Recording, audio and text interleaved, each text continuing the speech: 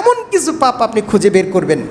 বের করে দেখবেন আপনি যদি আপনার জীবনে এমন কিছু পাপ থেকে থাকে, এমন কিছু পাপ আছে না, যেমন এখন বর্তমানে দেখবেন পাপ করার পর চতুর্দিক থেকে উন্মুক্ত, সেটা হলো একটা হলো মোবাইল, ফেসবুক, ইন্টারনেট, ইউটিউবিং, টিকটকিং, যে ইন্টারনেট যে সাইটগুলো আছে, আপনার যে কোনো মানুষের বয়সের ছোট থেকে শুরু করে অর্থাৎ বয়স্ক মানুষ পর্যন্ত সবাই এটার মধ্যে জড়িয়ে পড়ছে। আপনি মানুষকে ঠগান, আপনি পিতামাতাকে সন্তুষ্ট করেন না, আপনি মানুষের হক নষ্ট করেছেন, তারপরে এইভাবে হাজারো পাপ যেটা পৃথিবীর কেউ জানে না, এমন কিছু পাপ যদি আপনার জীবনে থেকে থাকে, তাহলে ওই পাপগুলোর থেকে আপনি বিরত হন, তাহলে আপনার সংসারে বারাকার যে দরজাটা বন্ধ আছে, সেই বন্ধ দরজাটা খোলা হয়ে যাবে। মানুষের জীবনে বারাকা আসার জন্য